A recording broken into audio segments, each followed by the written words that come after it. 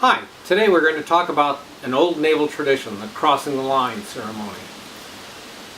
First, I'm Mike Trahan, Nate Trahan's grandfather. I served for 4 years in the Navy during the Vietnam War. During that time I had 3 deployments, 2 on board ship, a nuclear-powered cruiser, the USS Long Beach, and 1 in country in Saigon. When I was a senior in high school, I was offered an NROTC scholarship.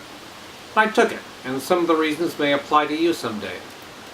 First, it was a full tuition scholarship, which also included books and some other things.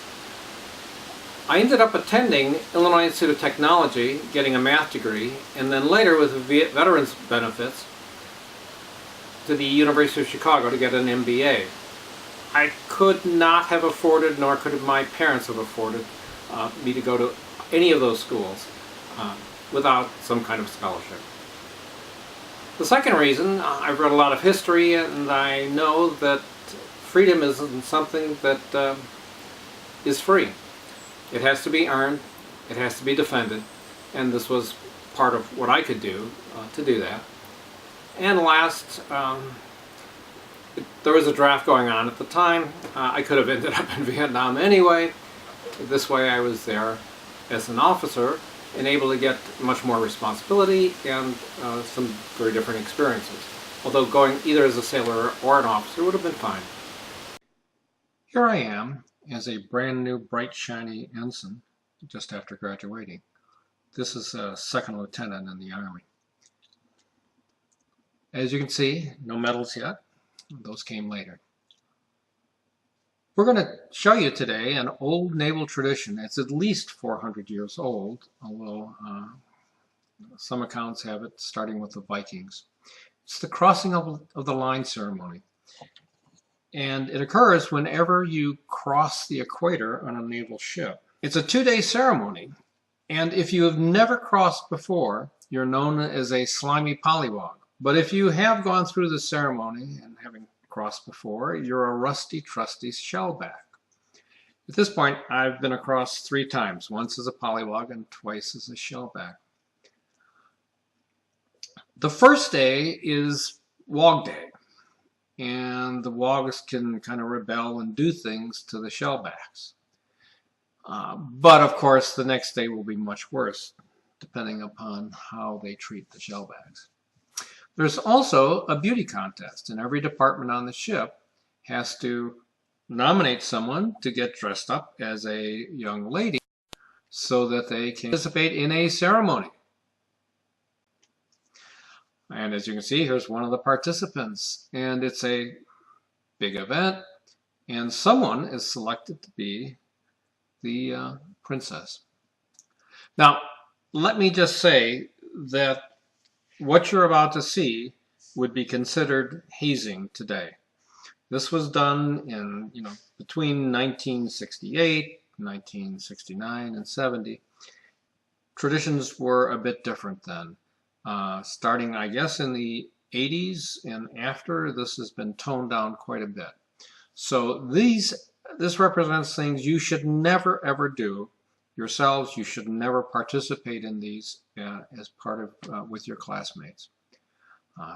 So just be forewarned.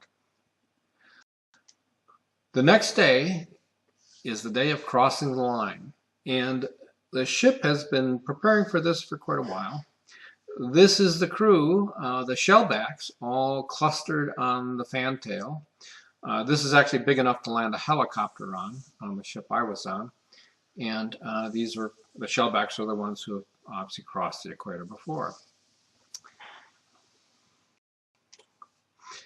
They first have to assemble all the polywogs to go through the ceremony of meeting King Neptune and his royal court. They gather them up with brooms, and then they move them along in a line. Those tubes you see are basically pieces of fire hose that have been cut off with rag stuff in them and then soaked in salt water to make them a little harder. And as you crawl along on the deck, a non-skid deck, the shellbacks are kind of pummeling on the rear end. Then you approach the royal court. First comes King Neptune and his queen. And this is the one who won the beauty contest the night before. So he does not have to participate in going through the gauntlet or the line. King Neptune passes you along.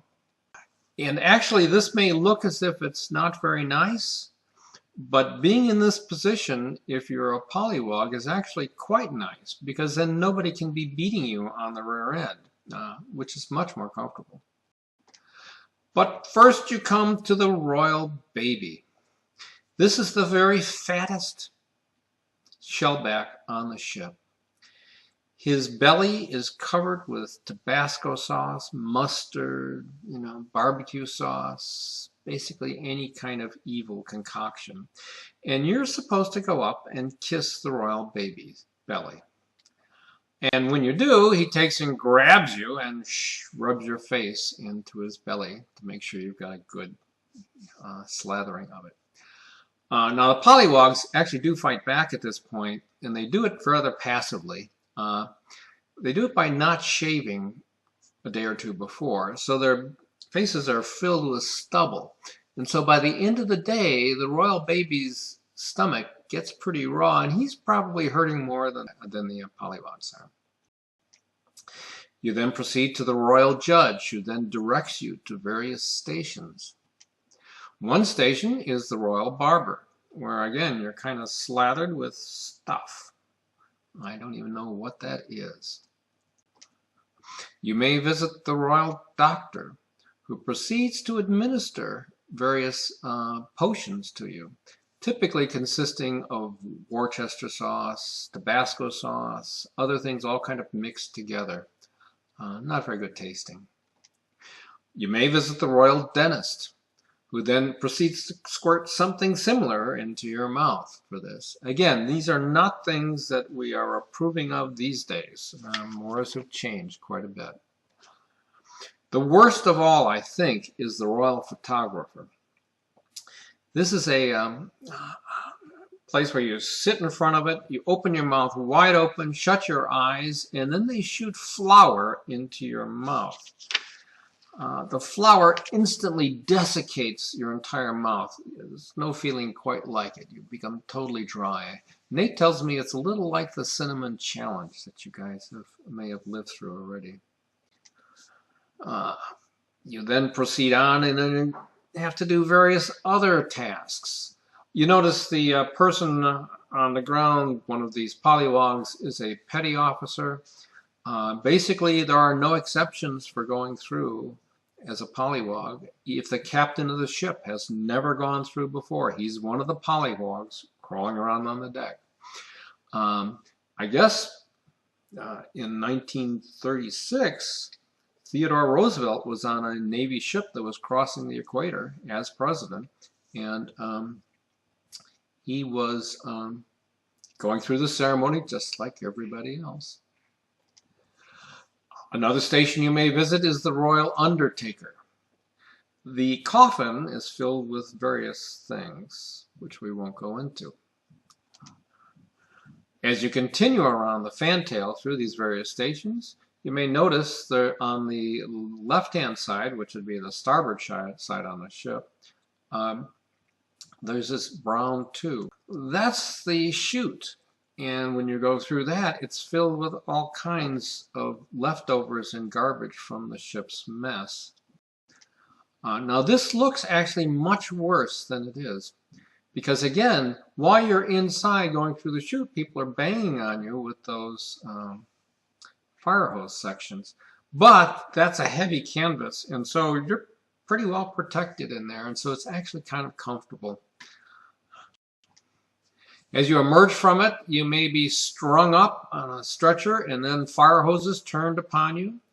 And you also may be brought over to something like a dunking chair and dumped into this pool of delightful, refreshing water. You see a pollywog coming out of the pool.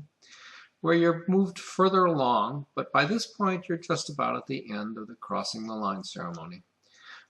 You get hosed down, which again feels pretty good. At that point, it washes off all that garbage. And then you are now an official shellback,